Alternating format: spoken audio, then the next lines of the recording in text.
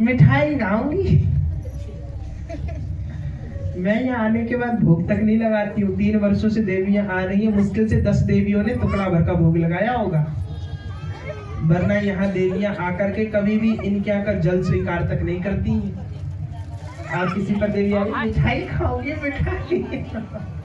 मुझे पता नहीं चलता देवियां आ रही है कि खदोड़े लाल आ रहे हैं। जरा पता करो थोड़ी गहराई से। देवियों का कार्य है परहेज करना, हर उस वस्तु से दूर रहना जो उनको हानि पहुंचाएगी। देवियों को भी हानि होती है, देवी देवताओं सबको कष्ट होता है। ऐसा कोई नहीं है जिसे कष्ट नहीं होता हो। क्यों कष्ट होता है? ब्रह्मा जी ने कहा है, ब्रह्मा जी फिलहाल विष्णु जी से बड़े नहीं है, लेकिन ब्रह्मा जी संसार के पालन करते हैं, पालनहर्ता है। तो उन्होंने क्या कहा है अपने चारों वेदों में कि सृष्टि में कुछ प्रकार के बंधन ऐसे हैं जो देवता को भी निभाने पड़ते हैं। तो आप देखिए ना, जगन्नाथ भगवान 15 दिन के लिए बीमार पड़ते हैं, और जगन्नाथ भगवान जब 15 दिन के लिए बीमार पड़ते हैं तो 2 दिन की रथ यात्रा निकाली जाती है उनको घुमाने के लिए। तो जब भी आप बीमार पड़े तो दरबार में घूमने चले जाओ, ठीक हो जाओगे। मैं आज से तुम्हारी मौसी, मैं आज से तुम्हारी जहां चुगली करोगे वहीं पे राज जाऊंगी। क्योंकि जगन्नाथ भगवान की जब रथ यात्रा होती है तो वो अपनी मौसी से मिलने जाते हैं। किससे मिलने जाते हैं? मौसी और बुआ से मिलने जाते हैं। सुनिए सबने, रथ यात्रा होती है ना, सावन की तरफ होती है जाकर के। 15 दिन के लिए बीमार पड़ते हैं, 15 दिन के लिए जगन्नाथ भगवान के कपाट बंद कर दिए जाते हैं और मूर्ति में से बाकायदा नाक चूती रहती है। ये भगवान की लीला है। आंसू निकलते हैं, उनके इतने इतने बड़े नेत्र होते हैं, उसमें से आंसू चूते हैं, नाक चूती है। पुजारी 15 दिन के बाद जाता है, लकड़ी की मूर्ति को रगड़ रगड़ के नाक साफ करता है। कहता है प्रभु जी आपकी लीला तो आपसे भी ज्यादा न्यारी है। यहाँ इंसान पत्थर की मूर्ति को पूजने से इनकार कर देता है, यहाँ लकड़ी की भीतर से नाक चूहे पड़ी है। तो ये भक्ति का भाव है। रे पगले, तू कहाँ ब्रह्म में पैदा हो गया कि परमात्मा नहीं होते? अगर परमात्मा नहीं होते तो आत्मा कहां से आ गई? अगर परमात्मा नहीं होते तो कैसे हो रहा है? मनुष्य मर क्यों जाता है? अगर परमात्मा नहीं है तो अमर हो जाना चाहिए कि भगवान नहीं है। जब भगवान है तो उसने जीवन भी बनाया है, मृत्यु भी बनाई है। यही भगवान नहीं होता तो न मृत्यु होती और ना ही जीवन होता। कि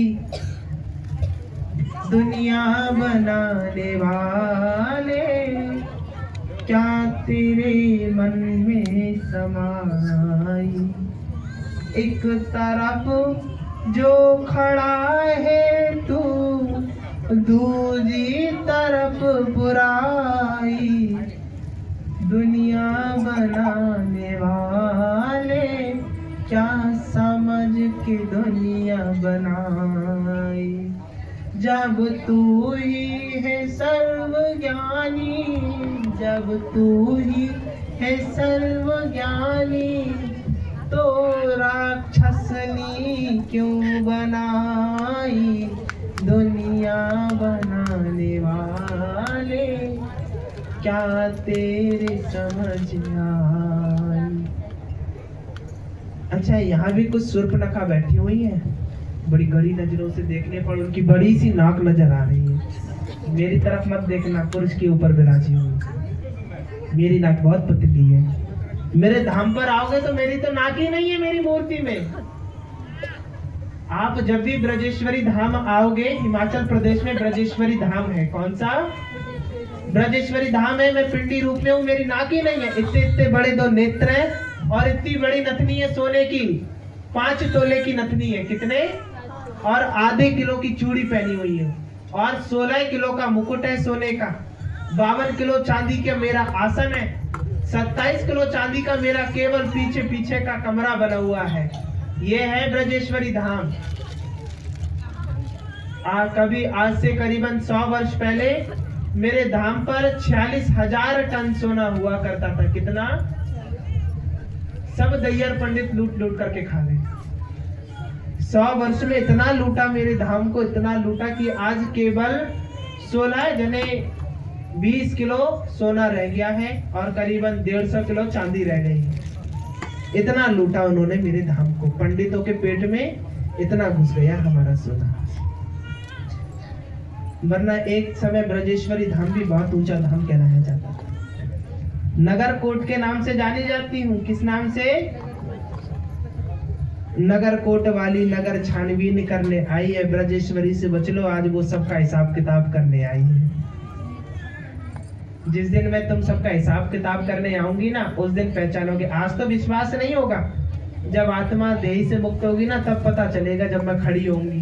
हाँ, दरबार के बाद तू ही तो अपने घर में बैठ करके मेरी बुराई कर रही थी। चल इसको ले जाओ जरा, उपंग नरक में लेकर के जाओ। नरक 7 प्रकार के होते हैं। कितने प्रकार के? 7 प्रकार के नरक होते हैं, 7 प्रकार के स्वर्ग होते हैं। ध्यान रखना, कोई कहे कि नरक में जाओगे तो पूछना कौन से वाले नरक में भेजोगे तुम हमें। 7 प्रकार के नरकों के नाम याद कर लो। व्यक्ति कभी तुमसे मुंह चलाएगा ना तो वो हार जाएगा। फिलहाल मैं तुम्हें इन फालतू बातों से क्यों ज्ञान प्रदान करूं? तुम्हें जब बातें भेजे में घुसनी नहीं है। ध्यान से सुनने वालों के लिए एक ज्ञान की बात प्रदान करूंगी। आज 9 दुर्गे हैं। आज लौंग कपूर का आरती करके, लौंग कपूर की आरती करके बताशा, सुपारी, पान के पत्ते के ऊपर और मीठा पान का आज भोग लगाना बहुत जरूरी है।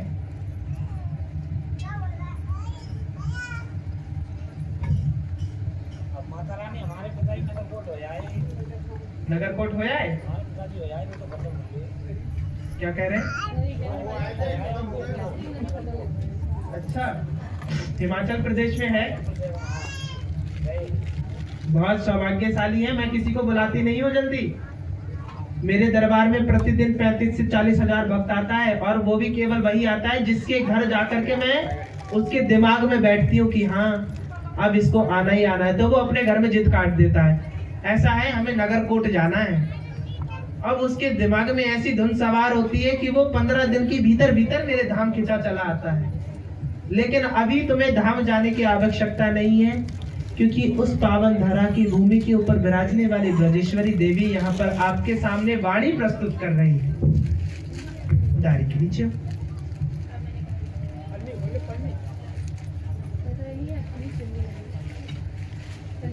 खुश रहो, कल्याण।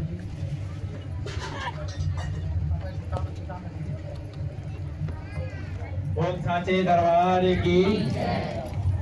बहुत सुंदर कढ़ाई।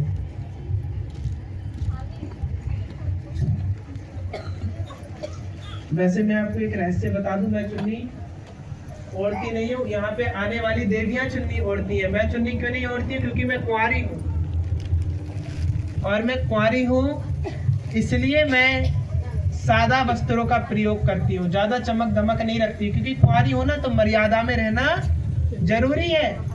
और खासकर देवियों को उंगली ना उठा दे और मर्यादा में रहना पड़ता है।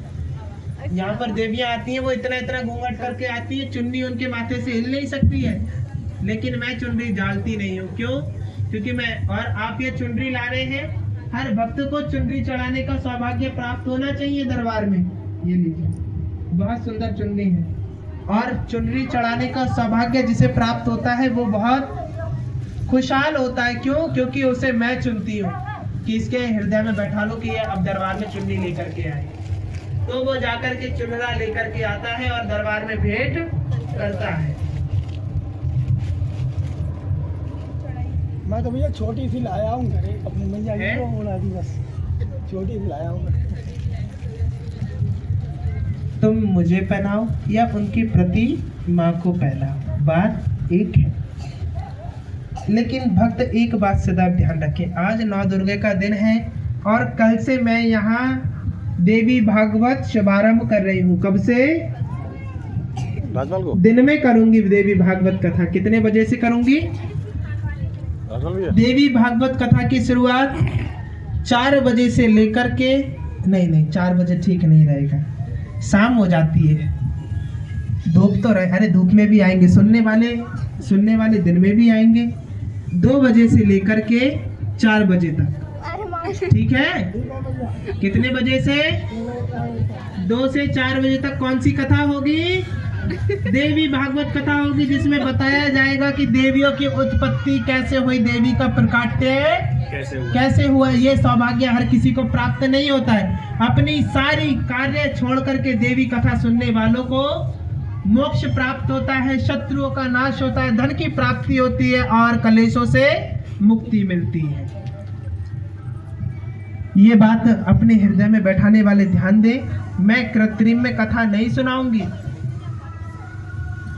ये कथा मैं साधारण तरीके से मंच पे बैठ करके केवल 7 दिन सुनाऊंगी। कितने दिन? 7 दिन के। इसमें शिव पुराण, श्रीमद् देवी भागवत पुराण और आपके स्कंद पुराण की और आपके वैवर्त पुराण की, ये 4 पुराणों की मिश्रित कथा को मैं यहाँ पे वर्णन करूंगी, जिससे आपको 4 पुराणों का फल 7 दिन में प्राप्त। और अगर तुम एक एक करके पुराण सुनोगे तो कम से कम 3 महीने लग जाएंगे। मैं उस 3 महीने का कार्य केवल 7 दिन में पूर्ण करा रही हूँ। तो पुरुष हुआ या स्त्री हुई, समय निकाल करके आना सीख जाओ। केवल 7 दिन की बात है।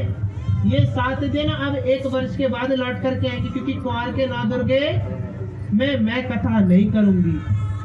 बोल साचे दरबार की। क्योंकि कुंवार के नादुर्गों में तो अभी समय भी है, उसके लिए सोचा समझा जाएगा कि क्या कराया जाए। कथा नहीं करूंगी, उस बीच में पूजन करूंगी, तो मैं किसी दरबारवासी को बुलाऊंगी नहीं। इसमें मैं मुंह खोल करके निमंत्रण दे रही हूँ कि 2 बजे से लेके 4 बजे तक सुनने वाले यहाँ आके 1 बजे बैठ जाए, तब जाकर के तो मैं आऊंगी। और जिनको नहीं आना है, खैर उनकी तो कोई बात ही नहीं। ना हाथ मत उठाना, बड़े झूठे हैं जे सब लोग, मक्कार कहीं के। मैं हाथ नहीं उठवाती, इसी चक्कर में पहले की देवियां हाथ उठवा लेती, मैं तो हाथ ही नहीं उठाती हूँ। जो कह जाते, मैं पूछती हूँ कौन कौन दरबार के लिए सहयोग करेगा? हम करेंगे। सहयोग करने की बारी आती है, हमसे कहीं थी क्या कह रही है? तुम भी आना, तुम भी आओ। अरे हमारे नाम पर छोड़ जाओ, कोई तुम्हारा कुछ नहीं ले जाएगा। अच्छा, डरते भी हैं? ऐसा है, 7 दिन के लिए सवारी बांध लो। पैसे जाते हैं ना जो सवारी वाले छोड़ने आते हैं, 3 पहिया वाहन वाले, सवारी बांध लो 7 दिन के लिए। कहना इस समय आना, इस समय हमें छोड़ जाना। 7 दिन में कितने रुपए ले जाएगा? मुश्किल से तुमसे 500 रुपए ले लेगा 7 दिन के, और ज्यादा दूर के हैं तो थोड़े ज्यादा ले लेगा। कोई बात नहीं, 7 दिन के लिए सवारी बांध लो और निस्वार्थ मन से कथा सुनने आओ। देखो कैसे तुम्हारा कल्याण होता है।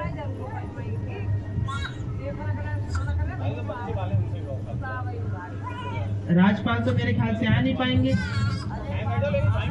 क्यों राजपाल? पता नहीं, आप प्रयास करके मैं नहीं आऊं। बोल साचे दरबार की। आइए जरा, बहुत देर से जयकारा नहीं करा और नवरात्रों का शुभ अवसर है। जरा अपने अपने हाथ उठाकर कहिए, ऐ सचिया जोता वाली माता तेरी सराय की जय। जयकारा शेरावाली दा, बोल साचे दरबार की जय। हे दुर्गा भगवती, तुझे पूजने वाली, तुझे मानने वाले के भंडार भरे। जाओ, भरे नवदुर्गों में ये नगर कोट वाली ब्रजेश्वरी तुम्हें आशीर्वाद देती है। आज से इस दरबार में 21 हाजिरी को भरपूर भरने वाला व्यक्ति कभी भी परेशान नहीं रहेगा। ये दोनों हाथों से मेरा वरदान है। जय माता साचे दरबार की। किसी भी परिस्थिति में, किसी भी हालात में जो व्यक्ति मेरी 21 हाजिरियों को पूर्ण करेगा और सच्ची श्रद्धा से दरबार को नमस्कार करेगा, उसको ये ब्रजेश्वरी देवी वरदान देती है। किसी भी प्रकार का कलेश हो, किसी भी प्रकार का कर्ज हो, 41 दिन में उसका सब कुछ उतर करके उसके जीवन में संतुष्टि आ जाएगी। ये मेरा वरदान और आशीर्वाद है।